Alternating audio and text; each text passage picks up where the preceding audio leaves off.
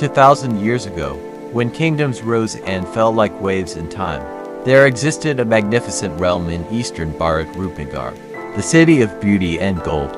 Nestled near what is today Bolpur in West Bengal, Roopnagar glittered under the sunlight, its streets lined with marble palaces, golden temples, and the laughter of a happy people. Its mines overflowed with gems so bright that even the stars seemed jealous. The ruler of this blessed kingdom was King Rudra, a name as mighty as thunder. Known for his justice and courage, he ruled not by fear but by love. Under his reign, no one slept hungry, no one wept in despair. But destiny, like always, had its plans. The birth of Rudrani. One fateful night, when lightning tore through the clouds, a child was born in the royal palace. A girl. King Rudra, who had longed for a son, was disheartened.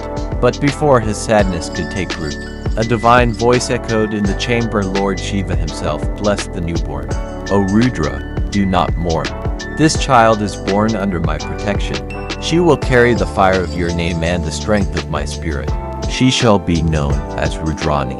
From that moment, Rudrani's destiny was sealed not as a princess to be adorned, but as a warrior to be feared. She grew up with a sword in her hand and faith in her heart.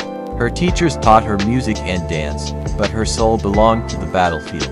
She learned to ride horses faster than the wind, shoot arrows sharper than lightning, and wield the sword with divine precision. Every dawn began with the chant of Om Namah Shivaya, and every dusk ended with the echo of her sword against the training post. The Serpent King's threat. Beyond the golden borders of Roopnagar lay a dark kingdom ruled by King Nagasura. The Serpent King, half man, half snake with emerald eyes that burned with envy. Nagasura desired what he could never create: peace, prosperity, and respect. His armies of serpent warriors were feared across the lands, with scales for armor and venom in their veins. They destroyed every kingdom that dared to stand against him. One stormy night, Nagasura's messenger rode into Roopnagar's court. His voice slithered like a hiss. King Nagasura demands your surrender. Offer your crown, or face the fury of Tulak serpent soldiers by dawn. A chilling silence filled the court. Even the torches flickered in fear. King Rudra's heart trembled not out of cowardice, but compassion. He knew war would drown thousands of innocent souls. But before he could decide, a voice roared across the hall, fierce, unshaken, divine. Father, Roopnagar bows to none. It was Princess Rudrani, her eyes burning brighter than the flames around her. Our soldiers may be few, but our courage is countless. We shall fight till our last breath. Let the serpents taste our steel. Her words ignited the spirit of every soldier. The war drums of Roopnagar thundered across the land. The war of blood and fire. The dawn broke red. From one side, the serpent army advanced, like a dark wave to lack warriors, with spears that hissed like cobras. From the other, Roopnagar's valiant soldiers, 130,000 hearts ready to die for their land. The clash of steel echoed for 15 days and 15 nights. The ground turned crimson with blood. Rudrani fought like a goddess of destruction. Her sword danced, her arrows sang, and legends say she slew 10,000 serpent soldiers by her own hand. By her side fought Bikram, the brave young commander who had once been her teacher. He had taught her how to fight, but she had taught him how to live. Their love was quiet yet deep, hidden beneath armor and duty. The two fought together, like fire and wind. The betrayal.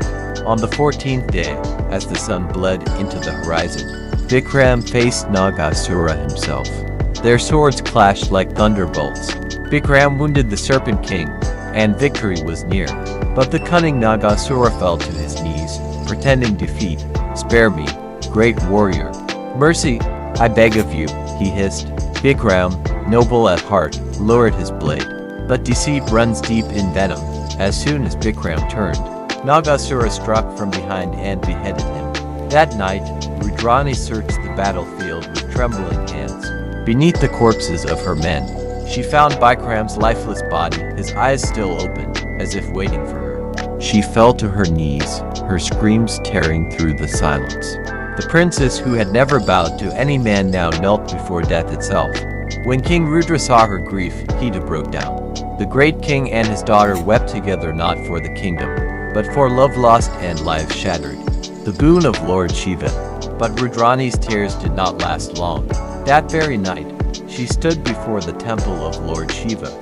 Barefoot, blood-stained, and determined, she prayed without rest. She stood on one leg till dawn, her body trembling, her eyes unblinking. When the first ray of sunlight touched the temple, Lord Shiva appeared. Rudrani, your devotion shakes even Kailash. Ask for a boon, but remember, I cannot bring back the dead.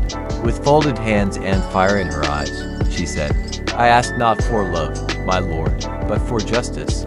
Give me the power to destroy the Serpent King and his army. Shiva smiled and placed in her hands a weapon forged from lightning, the Vaira, the thunderbolt of divine wrath. The final battle. The 15th day dawned. Rudrani rode into the battlefield like a storm in human form. Her armor gleamed with fury, and in her hands shone the Vaira. When she struck it upon the ground, waves of thunder shattered the serpent ranks. Lightning fell from the heavens, burning through the scaled soldiers. By sunset, every serpent lay dead. In the final duel, King Rudra himself confronted Nagasura. The old king, fueled by his daughter's valor, struck down the serpent tyrant with one final blow. The war was over, but peace came at a terrible cost. Thousands lay dead, and the laughter of Roopnagar was silenced, the queen of a broken kingdom.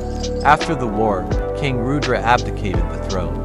With tearful pride, he crowned his daughter Queen Rudrani of Roopnagar. Under her rule, the kingdom rose again like a phoenix. For 56 long years, she ruled with justice and compassion. The people called her Devi Rudrani, the living form of Durga. Yet, she never married. Her heart still belonged to Bikram, who rested in the soil she had fought to protect. When she died, Roopnagar lost its guardian. With no heir, the kingdom became the target of countless invaders. They looted its gold, destroyed its temples, and wiped its name from the pages of history. But legends never die. In the whispers of old folk songs, in the stories told by village grandmothers on moonlit nights, Rudrani of Roopnagar still lives, the princess who loved like a woman, fought like a warrior, and ruled like a goddess.